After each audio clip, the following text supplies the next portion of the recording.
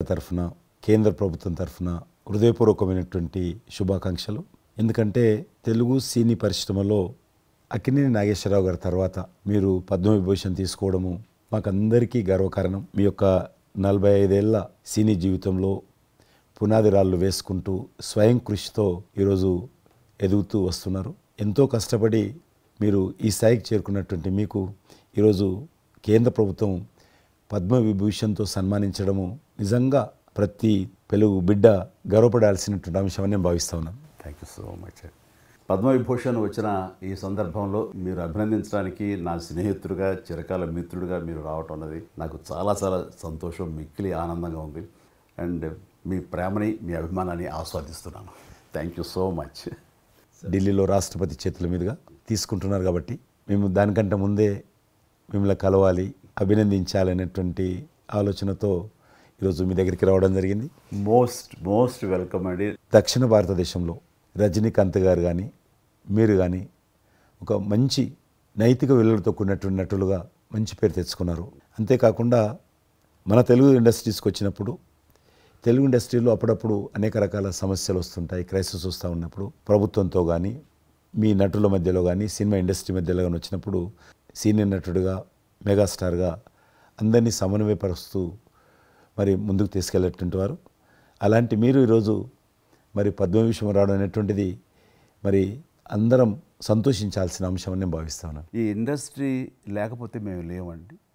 మా చదివిన చదువుకు కానీ మన బ్యాక్గ్రౌండ్కి కానీ ఏదో ఒక మారుమూల ఉద్యోగం చూసుకుంటూ ఉండాల్సిన వాళ్ళు ఈ రోజున ఇంత సెలబ్రిటీ స్టేటస్ కానీ ప్రపంచవ్యాప్తంగా ఎక్కడ మన వాళ్ళు ఉన్నా సరే అక్కడ గుర్తింపు కానివ్వండి, ఇవన్నీ రావటం అంటే కనుక కళామ తల్లి ఆ సినిమా ఇండస్ట్రీ నాకు పెట్టిన భిక్షగా నేను ఫీల్ అవుతుంటాను.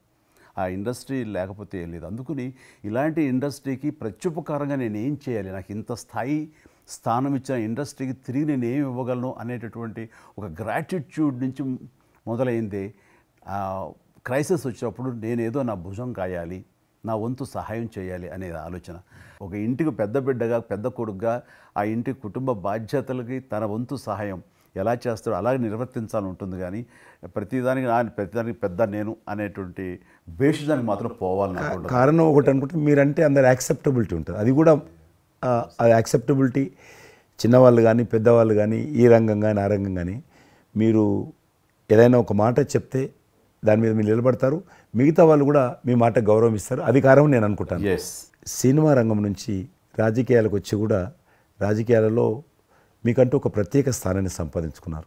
మీరు కొత్త ఒరవడి రాజకీయాల్లో కూడా తీసుకురావడం, మీరు చేపట్టినటువంటి ప్రచార కార్యక్రమం కానీ మీకు వస్తున్నటువంటి స్పందన కానీ అద్భుతంగా మేమందరం ప్రతి కార్యక్రమాన్ని వేరే ప్రత్యామ్నాయ పార్టీలో ఉన్నప్పుడు కూడా మీ రాకను మేము గమనించే వాళ్ళము.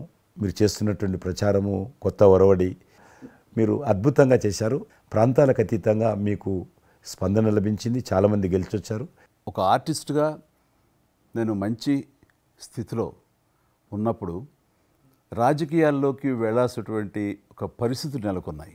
ఆ సమయంలో నేను ప్రజలకి ఏదో చెయ్యాలనే తప్పనే ప్రధానం తప్ప ఎలాంటి పొజిషన్స్ ఏమిటి దీని మీద నాకు దృష్టి లేదు. ఎందుకంటే అన్నిటికీ మించినటువంటి ఉన్నతమైన స్థానాన్ని వాళ్ళ మనసులో వాళ్ళు ఇచ్చిన తర్వాత దానికి మించి నాకు ఏది కావాలి కోరిక లేదు నాకు. అయితే ఏదో చిన్న ఎత్తున మనకి తెలిసి మనకు అందుబాటులో ఉన్నటువంటి చారిటబుల్ ట్రస్ట్ ఇవి పెట్టి చేస్తాను, నేత్రదానం అని రక్తదానం అని చేస్తున్నాం. కానీ పెద్ద ఎత్తున చేసే అవకాశం భగవంతుడు ఇస్తే కనుక అది చిత్తశుద్ధితోటి నేను మనసావాచ కర్మేణ చెయ్యాలి అని ఆ రకంగా నా కృతజ్ఞత తీర్చుకోవాలని మాత్రం చూపించాలని మాత్రం నాకు ఎప్పుడు ఉంటుండేది. నాకు ఇప్పటికి జ్ఞాపకం ఉంటుంది.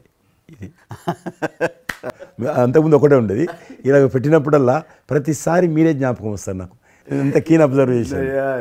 రాజకీయంగా ఉన్నప్పుడు మాత్రం నాకు ఎనలేని సంతృప్తి ఎక్కడ లభించిందంటే, ముఖ్యంగా ఇప్పుడు తమరు చేస్తున్నటువంటి శాఖ ఉంది కదా టూరిజం, అది నేను మీకంటే కొంచెం ఒక స్టెప్ ముందుగా దాన్ని నేను అవి నిర్వర్తించినప్పుడు ఆ శాఖలో మంత్రిగా నాకు పొందినటువంటి అనుభూతి కానీ లభించిన సంతృప్తి కానీ అంతా ఇంత కాదు. ఆ రకంగా మాత్రం రాజకీయాలకు వస్తే ఇంత చేయొచ్చా అనేది మాత్రం నాకు సుస్పష్టంగా నాకు అనుభవపూర్వకంగా తెలిసొచ్చింది మంత్రిగా ఉన్నప్పుడు టూరిజానికి.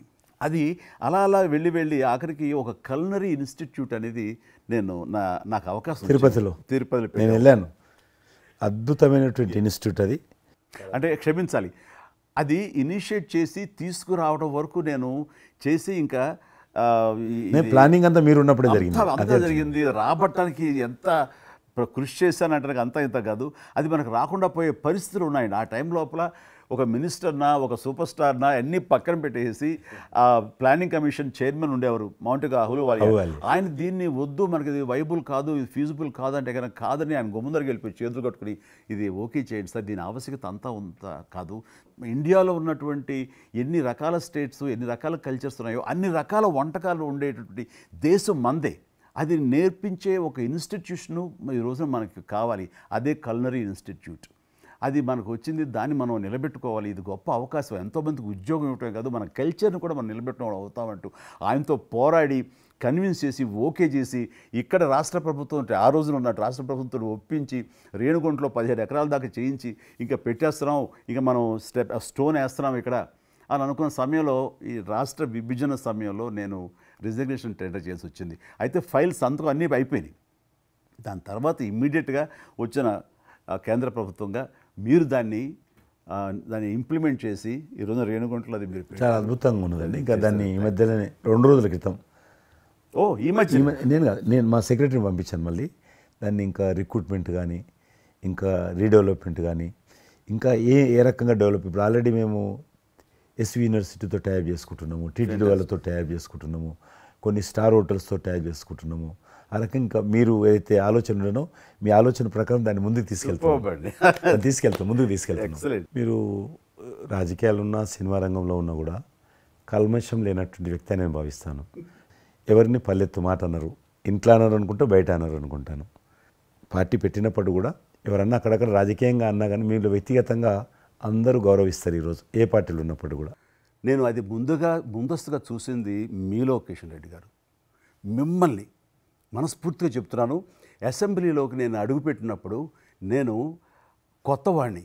నా వెనకాల ఆల్రెడీ ఒకసారి ఎమ్మెల్యేగా చేసి రెండోసారి ఎమ్మెల్యేగా ఉన్న కిషన్ రెడ్డి గారు నా పక్క సీట్లో ఉండేవారు. ఇటు పక్క ఇంకొకరు జయప్రకాష్ నారాయణ గారు, ఆయన ఇటు పక్క చంద్రబాబు నాయుడు గారు, మరో పక్కేమో వైఎస్ఆర్, అందరూ ఉండేవాళ్ళు. వీళ్ళందరూ మాట్లాడుతుంటే వీళ్ళందరూ రాజకీయ ఉద్దండులు మాట్లాడుతుంటే అందరూ చూస్తుండేవాడిని. అక్కడ నాకు వచ్చిన షాక్ ఏంటంటే ఫస్ట్ ఒకళ్ళు దుయ్యబెట్టుకుంటూ తిట్టుకుంటూ అసలు దుర్భాషలు ఆడుకుంటూ కొట్లాడుకునే పరిస్థితి వస్తూ ఇక ఫినిష్ అయిపోయింది, ఇక ఒకళ్ళొకళ్ళు మాట్లాడుకోరు, ఇంకా వీళ్ళు దీర్ఘకాల శత్రువులు వీళ్ళు ఇంకా అనే ఫీలింగ్ వచ్చింది. ఇలా ఉంటుందా అనేది. బట్ దానికి విరుద్ధంగా నేను అసెంబ్లీ అయిపోగానే కారులో నడుచుకెళ్తుంటే ఎవరైతే ఇద్దరు తిట్టుకున్నారో ఒకరొకరు దూషించుకున్నారో వాళ్ళు భుజమే చేసుకుని ఏంది భయ్యా నువ్వు అలా అంటే నువ్వు అనలేదు భయ్యా, అరే నా నాయకుడు చూస్తున్నాడు అనకపోతే బాగుండదని ఇట్లా అంటుంటే నాకు షాక్ తిన్నాను. చాలా ఆశ్చర్యపోయేవాడిని, ఇదే ఇలా ఉంటుందా. మీ సినిమా ఫీల్డ్ కంటే ఎక్కువ నటులు ఉంటారు, మీ సినిమా ఫీల్డ్ కంటే ఎక్కువ నటులు రాజకీయాల్లో ఉంటారేమో అలా అనిపిస్తుంది నాకు. అక్కడ అలాంటి పరిస్థితుల్లో ఒక నిబద్ధతతోటి ఇష్యూ బేస్డ్గా మాట్లాడుతూ తను అనుకున్నవి నిర్దిష్టంగా చెప్పగలిగేటటువంటి నాయకుల్లో మిమ్మల్ని అబ్జర్వ్ చేశాను. మీరు ఎక్కడ ఎవరిని దుర్భాషలాటం నేను చూడలేదు, ఎవరిని పౌరుషంగా మాట్లాడటం చూడలేదు, ఎవరిని ఎద్దేవా చేయటం రెడిక్యూల్ చేయడం నేను చూడలేదు. మీరు ఎంతసేపు ఇష్యూ బేస్డ్గా మాట్లాడేవాళ్ళు, స్ట్రాంగ్ వాయిస్ చేసుకుని మీరు అనుకున్నది అది ఎంత కరెక్టు, ఎలా అన్యాయం జరుగుతుంది అని ఆ ప్రజలకి మద్దతుగా ప్రజల తరపున నిలబడి మాట్లాడిన నాయకుడుగానే మిమ్మల్ని చూశాను. నేను ఇప్పటికీ అలాగనే ఉన్నాను. అవును, మా పార్టీలో ఉన్న కొంతమంది కానీ బయట ఉన్నటువంటి వాళ్ళు కానీ కొంత మీడియా విలేకరులు కానీ నువ్వు ఆ రకంగా మెత్తగుంటే లాభం లేదు, ఇప్పుడు రాజకీయాలలో నువ్వు కూడా పరిశ్రమంగా మాట్లాడాలి, వ్యక్తులను చాలా గట్టిగా మాట్లాడాలి అంటారు. కానీ నేను అదే అంటాను, నేను ఇప్పుడు మారలేను, నాకు అవసరం కూడా లేదు, నేను ఇలానే ఉంటాను. నేను గతంలో ఏ రకమైనటువంటి వాజ్పేయి గారు, లాల్ కృష్ణ అద్వానీ గారు, మా తెలంగాణలో మా వి రామారావు గారు, వెంకయ్యనాయుడు గారు, దత్తాత్రేయ, ఇదంతా నాకు నేర్పారు వాళ్ళు. నేను చిన్నగా ఉన్నప్పుడు నా చేయి పట్టుకొని నడిపారు వాళ్ళు. కాబట్టి నేను ఏ రోజు కూడా చిన్న పొరపాటు చేయకూడదనేటువంటి దాంట్లో ఉన్నాను. నేను ఎప్పుడన్నా రాస్తారోకో చేసేవాళ్ళం. రాస్తారోకే మాకు వి రామారావు గారిని సిక్కిం గవర్నర్ ఉండే ఎమ్మెల్సీ, ఆయన వెంటనే ఫోన్ చేసేవాడు, నువ్వు ఎక్కడన్నా పోతున్నప్పుడు ఎవరన్నా రాస్తారోకే చేస్తే ఒక 2-3 గంటలు ట్రాఫిక్ జామ్ అయితే నీకెంత బాధ అవుతుంది. కాబట్టి నువ్వు రాజకీయ నాయకుడు అయినంత మాత్రాన రోడ్డు ఆపేసి ప్రజలను ఇబ్బంది పెడితే ప్రజలకు మేలు చేయాలనుకుంటున్నావా, ప్రజలు ఇబ్బంది పెట్టాలనుకుంటున్నావా, ఈ రకంగా ప్రశ్నించేవాడు. నేను ఎవరైనా ముఖ్యమంత్రులది దిష్టిబొమ్మ తగలబెడితే ముఖ్యమంత్రి తగలబెట్టొద్దు, కావాలంటే గవర్నమెంట్ తగలబెట్టు, వ్యక్తి ఆ రకం చిన్న చిన్న విషయాలు నాకు ఫ్యాంటాస్టిక్ సార్.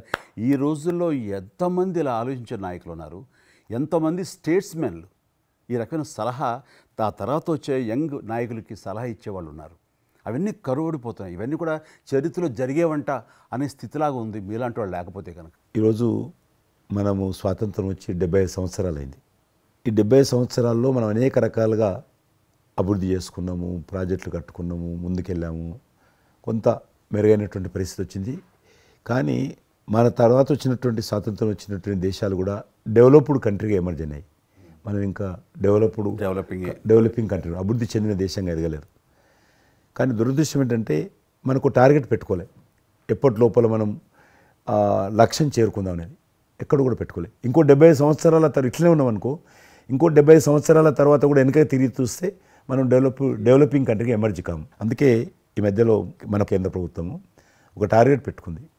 ఇప్పుడు కమింగ్ 25 years ప్రపంచంలో అత్యధికమైనటువంటి యూత్ పాపులేషన్ ఇండియాలో ఉంటుంది. ఎగ్జాక్ట్లీ. కాబట్టి ఈ 25 years అమృతకాలం అంటారు దీన్ని. ఎగ్జాక్ట్లీ. ప్రధానమంత్రి కూడా అప్పుడప్పుడు అంటుంటారు ఇది అమృతకాలము. కాబట్టి ఈ 25 years మన యూత్ కానీ ప్రతి ఒక్క ఫీల్డ్ కానీ మనము ఇప్పుడు సినిమా ఫీల్డ్ అందుకు సినిమా ఫీల్డ్ 2047లో ఏ రకంగా ఉండాలి, ప్రపంచాన్ని ఏ రకంగా డామినేట్ చేయాలి, అగ్రికల్చర్ ఏ రకంగా డామినేట్ చేయాలి, ఇండస్ట్రీ ఏ రకంగా డామినేట్ చేయాలి, ఎన్జిఓస్ ఏ రకంగా పనిచేయాలి, ఆర్థిక వ్యవస్థ ఏ రకంగా ఉండాలి, ఆ రకంగా ఎవరికి వారు 140 కోట్ల మంది మనం అనుకొని 2047 లోపల 100 సంవత్సరాల స్వాతంత్ర పండుగ జరుపుకుంటాము. ఆ రోజుకు మనం అభివృద్ధి చెందిన దేశంగా ఎదగాలి. ఇంకొక మాట అంటారు ప్రధానమంత్రి గారు, అప్పుడు ఏ పార్టీ ఉంటుందో అధికారం మనకు అనవసరం. అప్పుడు ఎర్రకోట నుంచి ఏ ప్రధానమంత్రి ఏ వ్యక్తి జాతీయ పతాకం ఆవిష్కరిస్తారో మనకు సంబంధం లేదు, ఎవరైనా ప్రజలు అనుకుంటారు. కానీ ఆ రోజుకు మన దేశం ప్రపంచంలో డెవలప్డ్ కంట్రీ స్థాయికి ఎదిగి 3, 4, 5 ఉంటే అట్లో మన దేశం ఉండాలి అనేది అని ఈరోజు మనం అందరం ఒక లక్ష్యంగా పెట్టుకొని ముందుకెళ్తే యూత్ ఏదైతే అంటున్నారో మీరు, ఆ యూత్ కూడా మరి వాళ్ళ జీవితం సాఫల్యం చెందినట్టు అవుతుంది. ఇప్పుడు డెవలప్డ్ కంట్రీస్లో మనది ఆర్థికంగా చూసుకుంటే కనుక ఆర్థిక వ్యవస్థగా మనది 5వ కంట్రీగా డెవలప్ అయింది. లార్జెస్ట్ ఎకానమీ ఈ మధ్య కాలంలో, ఈ మధ్య సంవత్సరాల్లో, ఒక దశాబ్ద కాలం లోపల. ఇప్పుడు వచ్చే 5 సంవత్సరాల్లో మనం థర్డ్ ప్లేస్ చేరుతాం. ఇప్పుడు యూకే లాంటి మనల్ని పరిపాలించి మన ఆక్రమించుకొని పరిపాలించినటువంటి బ్రిటన్ కూడా వెనకకి నెట్టేసి 5వ స్థానానికి వచ్చేసి వచ్చేటువంటి 5 సంవత్సరాల్లో ఖచ్చితంగా మనం 3వ స్థానంలోకి లార్జెస్ట్ ఎకానమీ కంట్రీగా మనం ఎమర్జ్ అవుతాం. 100%. అవన్నీ ఇప్పుడు జరుగుతున్నటువంటి ఈ యొక్క డెవలప్మెంట్స్, ఈ ఆర్థిక సంస్కరణలు ఇవన్నీ చూస్తుంటే ఖచ్చితంగా ఆ రోజు ఎంతో దూరం లేదు మీరు చెప్పినట్లుగా. మీ తెలిసి మధ్యలో G20 సమావేశాలు నిర్వహించినప్పుడు నేను మీతోటే మాట్లాడాను. శ్రీనగర్ అంటే ఎట్లా ఉండని పరిస్థితి తెలుసు. ఈ టూరిజం మినిస్ట్రీకి 4 మీటింగ్లు అవుతాయి. ఒక మీటింగ్ అక్కడ పెట్టాలని నిర్ణయించుకున్నప్పుడు ప్రధానమంత్రి అన్నారు, సినిమా ఫీల్డ్ మీద చర్చించండి, ఎందుకంటే సినిమా ఫీల్డ్ ఎక్కువగా షూటింగ్లు చేసేవాళ్ళు. మేము చిన్నగా ఉన్నప్పుడు జమ్మూ కాశ్మీర్ వెళ్ళలేదు ఎవరం కూడా, కానీ దేశంలో ఉన్నటువంటి కోట్లాది మంది కాశ్మీర్ అందాలను చూశారు సినిమాల కారణంగా. ఎవరు పోలేదు అక్కడికి, కానీ చూశారు. కాబట్టి ఆ సినిమా ఫీల్డ్కి సంబంధించినటువంటి సెషన్ పెట్టాలి మీరు అని చెప్పి ప్రధానమంత్రి గారు చెప్పి ఆయన ఆదేశించిన తర్వాత ఈ సినిమా ఫీల్డ్కి సంబంధించి అన్ని దేశాలకు సంబంధించినటువంటి ప్రముఖులందరినీ కూడా ఆహ్వానించాం. అప్పుడు మేము మీటింగ్ పెట్టాలంటే పాకిస్తాన్ అన్ని దేశాలకు లెటర్స్ రాసింది, చైనా లెటర్స్ రాసింది, టెర్రరిస్ట్ ఆర్గనైజేషన్స్ అన్నీ కూడా హెచ్చరించాయి. జమ్మూ కాశ్మీర్కి వస్తే, Kashmir is a disputed place అది, కాబట్టి ఎవరు రావద్దు, వస్తే మాత్రము ఏమైనా అవుతే మాకు సంబంధం లేదని పాకిస్తాన్ కూడా అందరూ హెచ్చరించారు. బట్ ప్రైమ్ మినిస్టర్ చెప్పాడు, ఎట్టి పరిస్థితుల్లో మీటింగ్ పెట్టి తీరాలి, నువ్వు నాకు అనవసరం, నీకేం కావాలో నేను అన్ని ఏర్పాటు చేస్తాను. ఆ తర్వాత నేను మీతో మాట్లాడి ఆ రోజు అప్పుడే కాశ్మీరు అనగానే మీరు కాశ్మీరు లోయల్లో కన్యాకుమారి ఇలాంటి సాంగ్స్ ఎన్నో మాకు గుర్తుకొచ్చినాయి. అలాంటిది మళ్ళీ మీరు మీ పార్టిసిపేషను ఉంటే బాగుంటుంది అనుకున్నప్పుడు ఆ టైంలో నేను రాలేని పరిస్థితిలో రామ్ చరణ్ వస్తే బాగుంటుంది, అతను RRR సినిమా ఆస్కార్ అవార్డు తోటి తను మంచి ఆస్కార్ అవార్డు వచ్చింది, బాగుంటుంది ప్రధానమంత్రి గారు చెప్పాను. అప్పుడు అందరూ ఫారినర్స్ డెలిగేట్స్ అందరూ కూడా ఏ సినిమా సాంగ్ అది నాటు సినిమా డాన్స్ చేశారు అక్కడ. డాన్స్ చేశారు ఎవరు మన కొరియన్ మినిస్టర్.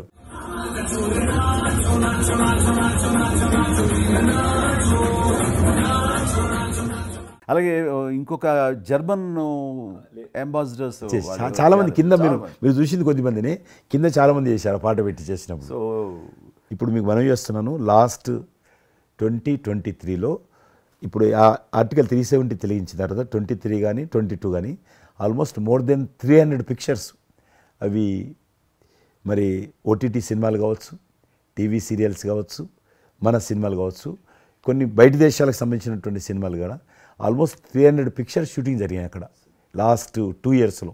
మళ్ళీ తిరిగి మీ ప్రభావంతో ఆయన నరేంద్ర మోడీ గారి చొరవతోటి ఇలాగా G20 కల్చర్ ముఖ్యంగా టూరిజం సంబంధించి సినిమాలను ఎంకరేజ్ చేస్తూ మీరు తీసుకున్న చొరవ, అందులో రామ్ చరణ్కి మీరు ఇచ్చేటువంటి ప్రాధాన్యత ఇవన్నీ కలిపినప్పుడు ఫస్ట్ నా వైఫ్ తన ఫ్రెండ్స్ తోటి ఎక్కడికి వెళదాం ఈ హాలిడే అంటే వాళ్ళ ఫ్రెండ్స్ అందరూ కలిపి కాశ్మీర్కి వెళ్ళారు.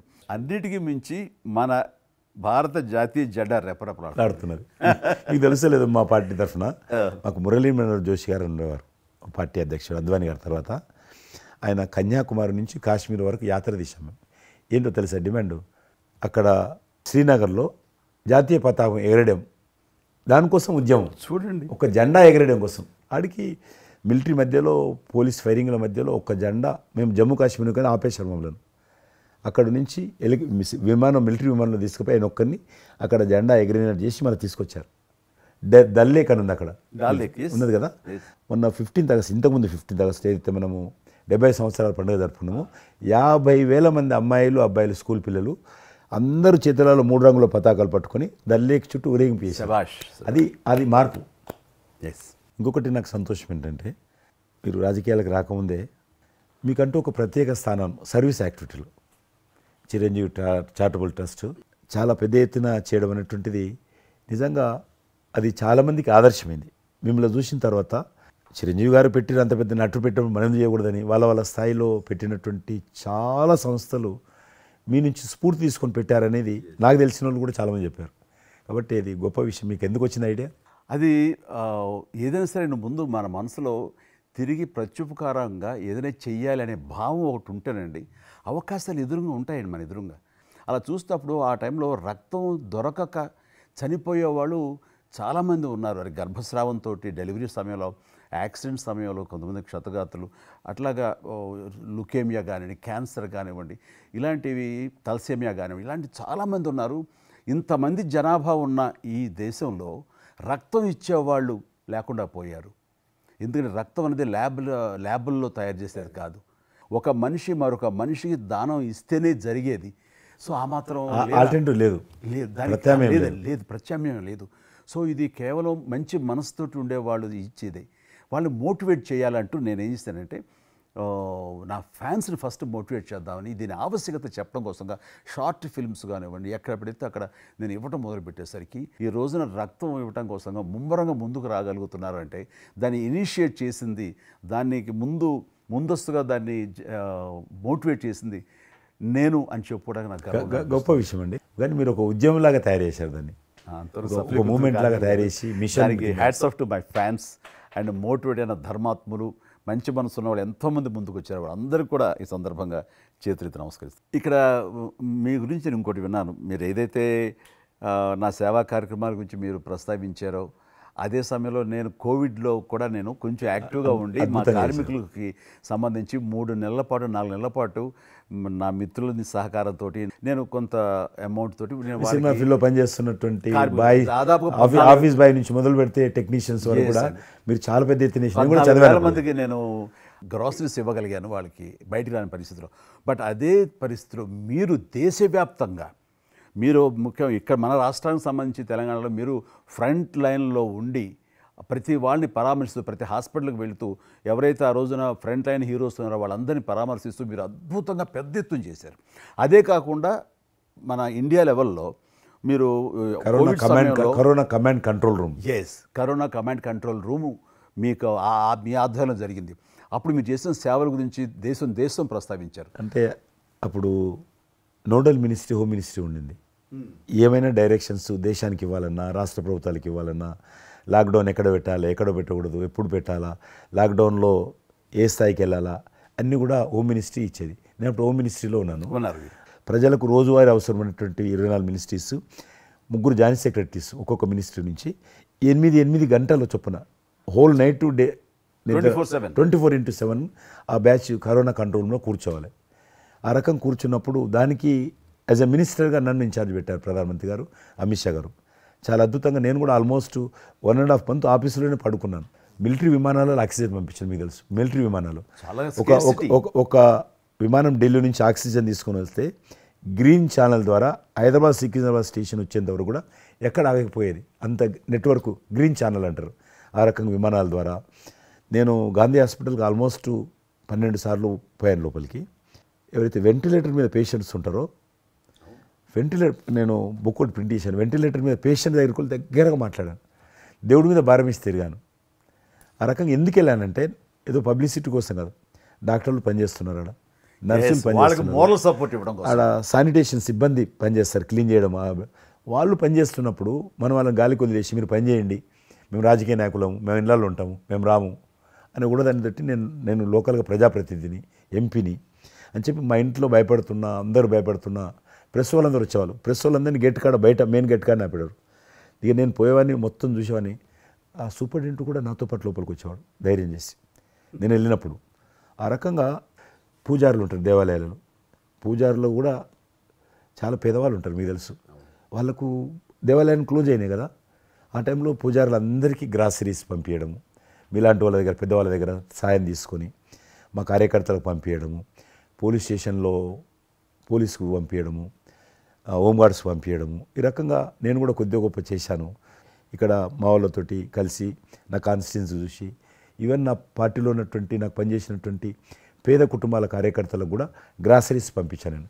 ఆ రకంగా కూడా వర్కౌట్ చేశాను. మీ కుటుంబంలో కూడా చాలామంది మీకు బంధువులు సినిమాలు వచ్చారు. అందులో ఇద్దరు ప్రముఖంగా, మీ అబ్బాయి చరణ్ గారు కావచ్చు, మీ సోదరుడు పవన్ కళ్యాణ్ గారు కావచ్చు.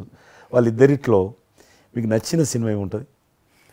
పవన్ కళ్యాణ్ సినిమాల్లో నాకు తొలి ప్రేమ ఒకటి చాలా ఇష్టం, బద్రీ ఇష్టం, అలాగే జల్సా అనే ఇంకో సినిమా, అత్తారింటికి దారేదైతే చాలా నేను చూశాను. అది అవి తను చేసినవి సినిమాలైనా అన్నీ కూడాను అద్భుతమైన సినిమాలు, 1-2 తప్ప. అండ్ చరణ్ రెండో సినిమా మగధీర నభూత నా భవిష్యత్. మీరు అసెంబ్లీలో నాకు వచ్చి చెప్పారు, ఏది మగధీర రిలీజ్ అయిన రోజు ఉన్నారు మీరు, జ్ఞాపకం ఉందో లేదో మీకు? కరెక్టే కదా, మీరు షేర్ చేశారు. చాలా బాగా నడుస్తుంది మా అబ్బాయిది, మంచి అదే టైం మీరు అసెంబ్లీలో కూడా చెప్పారు మాకు, మామూలుగా మాట్లాడుతున్నారు. మగధీర చాలా అద్భుతంగా వచ్చింది, చిరంజీవి అని మీరు ఎంత సంతోషపడిపోయారో. మీకు రాజకీయంగా మీ తదనంతరం లేదా మీతో పాటు మీ బంధుగణంలో కానీ మీ బంధువులో కానీ మీరు ఎంకరేజ్ చేసిన మీ శిష్య వర్గంలో కానీ ఎవరైనా ఉన్నారా? అంటే నేను మా కుటుంబం నుంచి ఎవరిని ప్రోత్సహించలేను. ఎవరన్నా ఇష్టం ఉంటే వాళ్ళు రావాలి ఫ్యూచర్లో, నేను ప్రోత్సహించలే ఎవరిని కూడా. నాకు పార్టీలో గ్రూప్ అంటూ లేదు, అందరూ పార్టీ కార్యకర్తలందరూ నా గ్రూపే, పార్టీయే నా జెండా. ఆ రకంగా నేను ఎవరిని వ్యక్తిగతంగా నా మనిషిని ప్రోత్సహించుకోవడము, లేకపోతే మా కుటుంబ సభ్యులను ప్రోత్సహించడం అనేటువంటిది, ఎవరైనా రాజకీయాలు అంటే వాళ్ళ స్వేచ్ఛ, మనం బలవంతంగా తీసుకొచ్చి నిలబెట్టారు అనేది నేను జనాలు కూడా అనుకోలేదు ఇప్పటివరకు. అయితే ఈ ఫ్యూచర్ ఏమైతే చెప్పలేను ఇప్పటికైతే. మీరు ఒక గ్రూపు, నా కార్యకర్తలు నా గ్రూప్ అని మీరు అంటే నాకు ఒక విజువల్, ఒక ఫోటోగ్రాఫ్ గుర్తుకొస్తుంది. మీరు వైట్ హౌస్ ముందు మీరు కొంతమంది కార్యకర్తలు అలా ఉన్నారు, కానీ వాళ్ళు నిశ్చితంగా చూస్తే నరేంద్ర మోడీ గారు ఉన్నారు ఆ టైం లోపల. మీకు అప్పటి నుంచి కూడా నరేంద్ర మోడీ గారితో సత్సంబంధాలు ఉండేవా? అద్వానీ గారు ప్రెసిడెంట్ ఉన్నప్పుడు 1994లో నేను అప్పుడు యూత్ వింగ్లో పనిచేస్తున్నాను. American council of young political leaders, అది యుఎస్ గవర్నమెంట్ ఏజెన్సీ.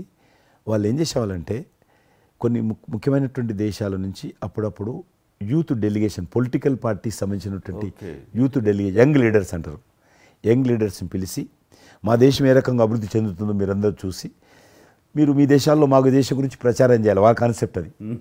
అద్వానీ గారు ముగ్గురిని సెలెక్ట్ చేశారు. నన్ను హైదరాబాద్ నుంచి, తెలంగాణ ఉమ్మడి రాష్ట్రం ఆంధ్రప్రదేశ్ నుంచి, కర్ణాటక నుంచి అనంత్ కుమార్ అని చనిపోయారు, మినిస్టర్ ఉండేవారు, సివిల్ అవియేషన్ మినిస్టర్ ఉండేవాడు, కల్చర్ మినిస్టర్, ఆయన చనిపోయారు మధ్యలోనే. అక్కడ గుజరాత్లో ఆర్గని పార్టీకి సెక్రటరీ ఉండేవాడు నరేంద్ర మోడీ గారు, అప్పుడు మినిస్టర్ కాదు ఇంకా మా ముగ్గురిని సెలెక్ట్ చేసి ఢిల్లీకి పిలిచాడు. పిలిచి ఇట్లా మీరు పార్టీ తరఫున పోవాలి అని చెప్పి, నన్ను కూడా నువ్వు పోవాలన్నప్పుడు నాకు పాస్పోర్ట్ లేదు, నాకు చాలా చిన్న ఏజీ, ఫ్లైట్లో మొదటిసారి పోయినా నేను, తొందర రమ్మంటే మా పార్టీ ఫ్లైట్ టికెట్ ఇస్తే పోయాను. మాట్లాడినాక వారు చెప్పారు మీరు ముగ్గురు అని కూర్చున్నాక ఇంటి ముందోటి కటింగ్ షాప్ ఉంది, నరేంద్ర మోడీ గారి గడ్డ ఉంది, నాకు గడ్డ ఉంది, చిన్నోని మీరు ఇద్దరు క్లీన్ షేవింగ్ చేసుకురా అన్నాడు. నరేంద్ర మోడీ ఇంటి మా అమ్మ పోయిన క్లీన్ నాకు చూపించాలండి మళ్ళీ వచ్చి మళ్ళీ పోయి క్లీన్ షేవింగ్ చేసుకొని నరేంద్ర మోడీ గారు మేము ఇద్దరం, ఎందుకనంటే అయినా మీరు పార్టీ రిప్రజెంట్ చేయడం లేదు, మీరు ఇండియాని రిప్రజెంట్ చేస్తున్నారు, టైంకి రావాలా, టైం పోవాలని చెప్పి మమ్మల్ని పంపించిన తర్వాత నరేంద్ర మోడీ గారు మీరు చూడండి ఆ ఫోటోలో ఆయన సంఖ్య బ్యాగ్ ఉంటుంది, ఆ బ్యాగులో పుస్తకము పెన్ ఉంటుంది. మేము రాజులాగా పుస్తకం లేదు, పెన్ లేదు, మేము పోతుంటే అందులో భాగంగానే వైట్ హౌస్ లోపల రాణించేవాళ్ళు చాలా దూరంకి వెళ్ళి, కానీ చూపించేవాళ్ళు బయట ఉండే కొంత అమెరికా ఇది వైట్ హౌస్ అక్కడ కనిపిస్తుంది, అందులో అది ప్రెసిడెంట్ రూము, ఇక్కడ కనిపిస్తుంది కిచెను, ఇది కాన్ఫరెన్స్ హాలు, బయట నుంచి అందరు చెప్పేటప్పుడు చాలామంది ఉండేవాళ్ళు. అదే నేను చూసి గైడర్స్ టూరిస్ట్ గైడ్స్ ఉంటారు కదా, వాళ్ళు చాలామంది అక్కడ పోతే చెప్పేవాళ్ళు. ఆ రకంగా అక్కడ దిగినటువంటి ఫోటో అది. ఎందుకు రిలీజ్ చేశానంటే ప్రధానమంత్రి గారు అయిన తర్వాత నాకు ఫోన్ చేశాడు, కిషన్ ఏమన్నా మీ దగ్గర ఫోటోలు ఉన్నాయా, ఆయన దగ్గర లేవు పాపం. ఓకే, నాకు ఫోన్ చేశాడు. నేను ఎమ్మెల్యే క్వార్టర్స్లో అవన్నీ ఫోటోలు తీసినాక ఇంత కట్ట ఉండే కానీ అన్నీ అంటుకొని ఒకటి మనకు తెలియదు కదా, మొత్తం పాడిపోయినాయి. 8 ఫోటోలు దొరికినాయి, అందులో ఏదో ఒకటి దొరికింది బోటు థమ్స్అప్ తాగుతూ, అప్పుడు థమ్స్అప్ తాగొద్దని కూడా తెలియదు, ఇది మల్టీనేషనల్ కంపెనీ అటువంటి ఏం లేదు అప్పుడు. బోట్ నడిపిస్తున్న ఫోటో ఇవన్నీ కూడా కొన్ని దొరికితే పంపించాను. ఆయన ఏ వైట్ హౌస్ ముందు అయితే నేను ఫోటో దిగాను గేట్ కాడ, ఈరోజు అదే వైట్ హౌస్ ఆహ్వానం మేరకు వైట్ హౌస్ లోపలికి వెళ్తున్నానని ఆ ఫోటో రిలీజ్ చేశాడు. Excellent experience. ప్రైమ్ మినిస్టర్ ఆ ఫోటో అప్పుడు బయటకు ఆ ఫోటో బయటకు వచ్చింది. ఆ రోజు ప్రైమ్ మినిస్టర్ గారు అయిన తర్వాత అమెరికాకి వెళ్తున్న రోజు రిలీజ్ చేసిన ఫోటో అది. మీరు మాకు ఒక మాట ఇచ్చారు, మీరు మన ఆఫీస్ ఏదైతుందో టూరిజం ఆఫీసు ఢిల్లీలో నేను వస్తాను, మన ఇద్దరం ఒకసారి ఎందామని అన్నారు. కానీ మీ ఒత్తిడి కారణంగా మన ఒత్తిడి కారణంగా జరగలేదు. ఇంకా అది రేపు ఎలక్షన్స్ తర్వాత మళ్ళీ అది చెప్పలేము కాబట్టి అది నేను చెప్తున్నాను, మీరు అక్కడే ఉంటాను, వస్తాను. అది కాకుండా మీరు నాకు ఇంకా జ్ఞాపకం, ఆఫీస్లో ఉన్నప్పుడు నాకు గర్వం ఫీల్ అవుతాను. ఎందుకంటే మీరు పెట్టిపోయినటువంటి ఫోటోలు, ఇండియాకి సంబంధించినటువంటి టూరిజం డెస్టినేషన్ యొక్క ఫోటోస్ ఏవైతున్నాయో అవి ఇంకా రకంగానే ఉన్నాయి. నేను అడిగాను ఎవరు పెట్టారంటే చిరంజీవి గారు పెట్టారంటారు. డ్రైవర్ కూడా మీకైతే డ్రైవర్ ఉండను, అతను ఇప్పుడు నా దగ్గర ఉన్నాడు, రణధీర్. మీకు చెప్తుంటాడు, సార్ మై చిరంజీవి సాబ్ కभी మై సాబ్ డ్రైవర్ మై చలాయితా ఉనకా గాడి ఢిల్లీ మే అది ఆప్కు మే చలా రూమ్ సాప్ అంటాడు. ఇంకా ఉన్నాడు పాపం. చాలా సీనియర్ అండి అతను, చాలా మంచోడు. మన ఉమ్మడి ఆంధ్రప్రదేశ్ ఉన్నప్పుడు మనం ఇండియాలోనే మనమే ఆరోగ్యశ్రీని ప్రారంభించామన్నది నాకు తెలిసినటువంటి వాస్తవం. ఆ తర్వాత మిగతా రాష్ట్రాలు కూడా వ్యాపించింది అనేది చాలా ఇది. అలాంటి ఆరోగ్యశ్రీకి కిషన్ రెడ్డి గారే ఆద్యులు, అంకురార్పణ చేసిన వాళ్ళు అని బయట బాగా వినికిడి ఉంది. ఆ తర్వాత ప్రభుత్వాలు పికప్ చేసాయి. అది ఎందుకు, ఎలాగా, అది మీరు ఎట్లా ఇనిషియేట్ చేశారు ఆరోగ్యశ్రీ అనేది? 2004 నేను ఎమ్మెల్యే అయినప్పుడు పేరున్న మందకృష్ణ మాదిక్ గారు, ఆయన వాళ్ళకి సంబంధించినటువంటి ఎస్సీ వర్గీకరణ మీద పోరాటం చేస్తూనే సామాజిక సమస్యల మీద కూడా పోరాటం చేసేవారు.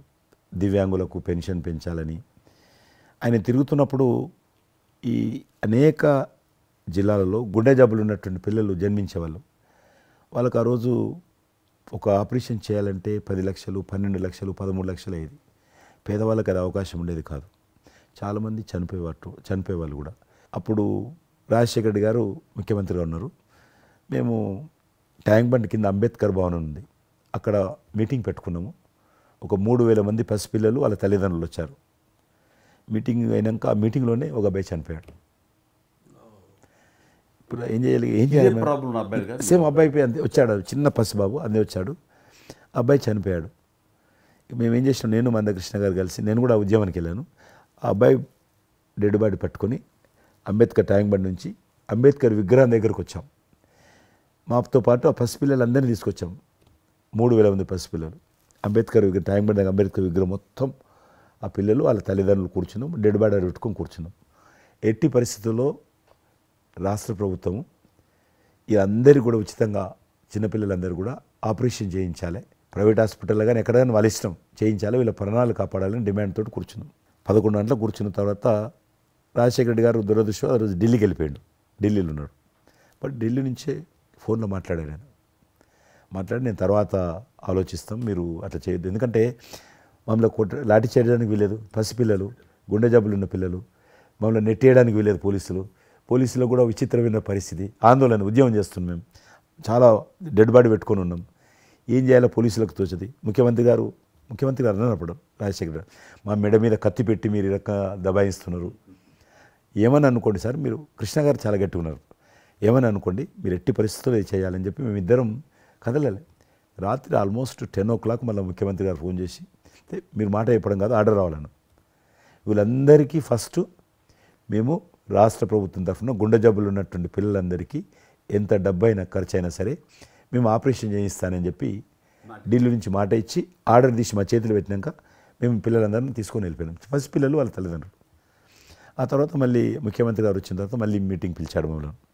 పిలిచి ఈ రకంగా చేయడం తప్ప, మీరు నన్ను బెదిరించారు, బ్లాక్మెయిల్ చేశారు, ఆర్డర్ చేశారు, ఏమని అనుకోసారి మేము ప్రజల పిల్లల ప్రాణాలు కాపాడడం కోసం చేశాం తప్ప మీకు వ్యతిరేకంగా కాదు, ఇంకొకరు కాదు. అందులో బాబు చనిపోయాడు. తర్వాత ముఖ్యమంత్రి ఆలోచన చేసి డాక్టర్లను పిలిచి ఎట్లా చేద్దాము, అప్పుడు సర్వే చేయించాడు. వాళ్ళు గ్రామ పంచాయతీలో సర్వే చేస్తే 2 లక్షల మంది పిల్లలు ఉన్నారు ఒక్క ఆంధ్రప్రదేశ్లోనే. ఉభయ రాష్ట్రాల్లో గుండెకు జబ్బు హోల్ ఉండి పుట్టినటువంటి వాళ్ళు 2 లక్షల మంది పిల్లలు ఉన్నారు. ఇంతమందికి నేను ఎట్లా చేస్తా అది దాని మళ్ళీ సర్వే వచ్చిన తర్వాత వెరిఫికేషన్ వచ్చిన లిస్ట్ తీశాడు, అంచనా వచ్చిన తర్వాత అప్పుడు ఆయన ఇన్సూరెన్స్ ఏదైనా చేద్దామా అని, ఆయన డాక్టర్ కదా ఒరిజినల్గా, ఆయన డాక్టర్ వృత్తి, చదువుకున్నది MBBS అయినా, ఆయనకి ఈ విషయం బాగా తెలుసు కాబట్టి ఏం చేద్దామని ఆలోచన చేసి అప్పుడు ఇన్సూరెన్స్ పథకం ఆ పిల్లల కారణంగా, గుండె జబ్బులు ఉన్నటువంటి పిల్లల కారణంగా ఆ 2 లక్షల మందికి పిల్లలు ఇన్సూరెన్స్ చేయాలన్న వచ్చినటువంటి ఆలోచనే ఈ ఆరోగ్యశ్రీ పథకం.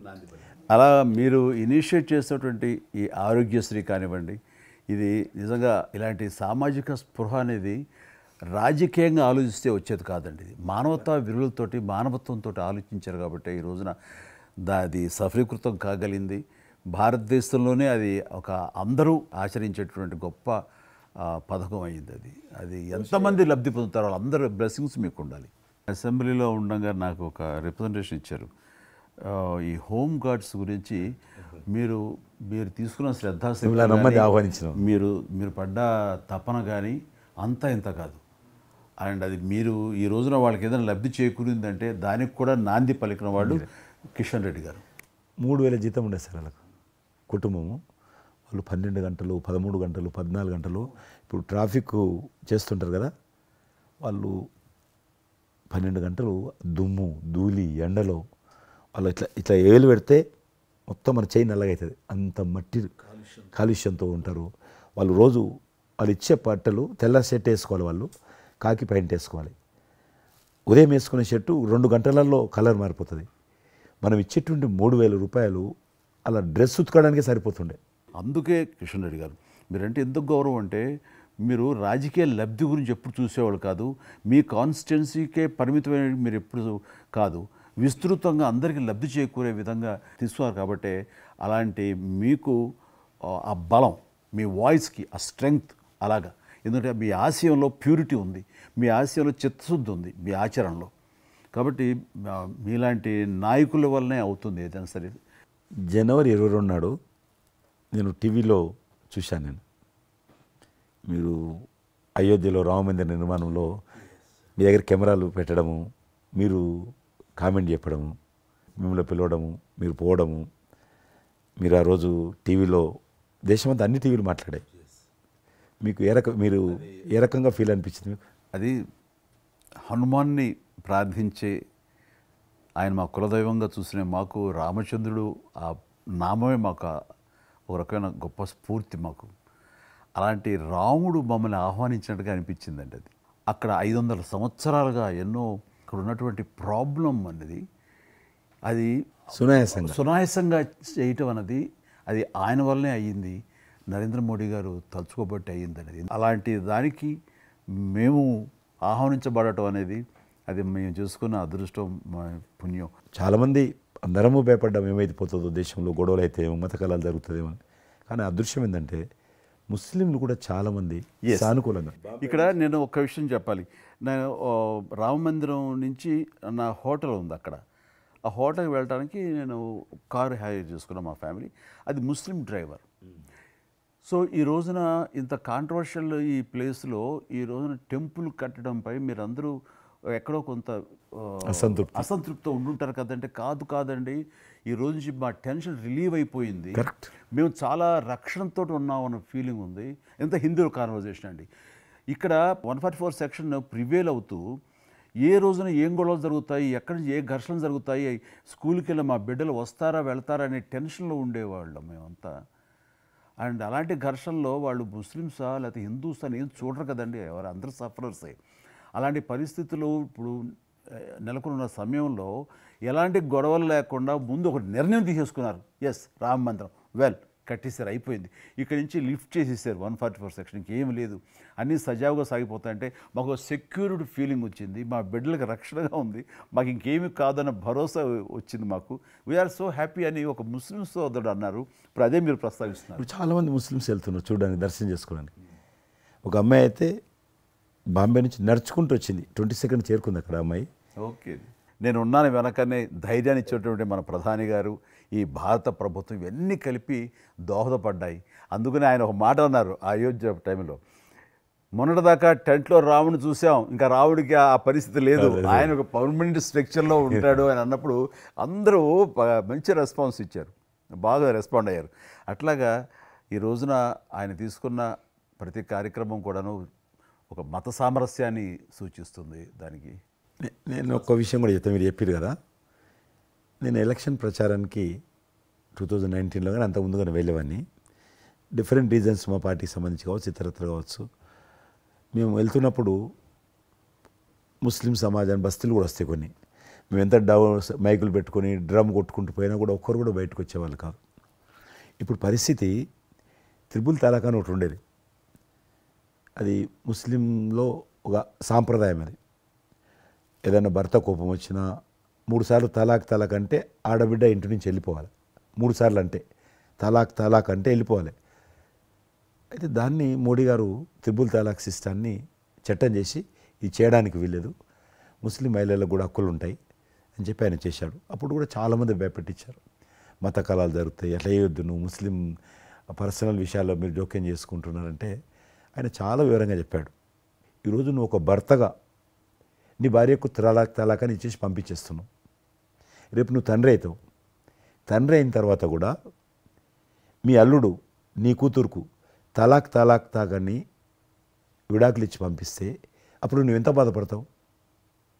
కాబట్టి ఏ తండ్రి అయినా సరే అట్లా ఉంటుంది. కాబట్టి ఇది ఈ రకమైనటువంటి ఉండకూడదని చెప్పి ఆయన త్రిపుల్ తలాక్ రద్దు చేస్తే, నేను ప్రచారానికి వెళ్తున్నప్పుడు అంతకుముందు బయటకు వచ్చేవాళ్ళు కాదు. ఉదాహరణకు నేను ఇట్లా పోతున్నాను అనుకోని, రోడ్డు రథం మీద నేను పోతుంటే ఇటు సైడ్ నుంచి ఒక ముస్లిం అలా భార్యను కూర్చుని పెట్టుకొని మోటార్ సైకిల్ మీద నడుపుకుంటూ వచ్చేవాడు. ఇప్పుడు ఏం చేస్తున్నంటే భర్తకు చూడకుండా ఎన్నుకున్నటువంటి భార్య పరద లేపి ఇట్లా నాకు ఊపుతున్నది. ఇది నేనే సాక్ష్యం, అంత మార్పు వచ్చింది. కట్టన్స్ ఓపెన్ చేసి బస్తీలలో పోతే ఇండ్ల ముందుకు వెళ్తుంటే ముస్లిం ఆడబిడ్డలు వచ్చి, మాతృమూర్తులు వచ్చి, తల్లులు వచ్చి చేతులు ఊపుతున్నారంటే నిజంగా సంతోషం. అంటే ఆడబిడ్డలో 10 కోట్ల మంది ముస్లిం ఆడబిడ్డలు ఉంటారు ఈ దేశంలో, కానీ అది రావడంతో వాళ్ళకు ధైర్యం వచ్చింది, వ్యతిరేకత లేకుండా ఏ ప్రొటెస్ట్ లేదు. అదే ఫస్ట్ ఆఫ్ ఆల్ విజయం.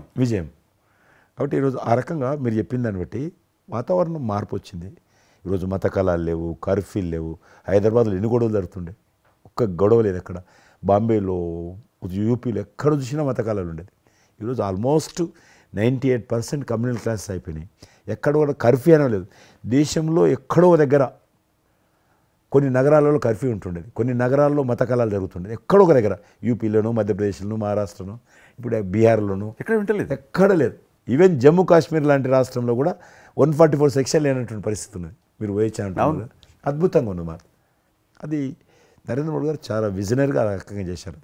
చాలా సంతోషం కృష్ణారెడ్డి గారు, మీరు నన్ను అభినందించడానికి అవార్డు తీసుకుంటున్న సమయంలో ఆ పురస్కరించుకుని మీరు వచ్చినందుకు, నన్ను అభినందించినందుకు ధన్యవాదాలు తెలియజేస్తూ, మీతో ఇంతసేపు సంభాషించడంలో ఎన్నెన్నో విషయాలు తెలుసుకున్నాను, నాకు అనుభవపూర్వకంగా తెలిసినవి మీతో పంచుకున్నాను.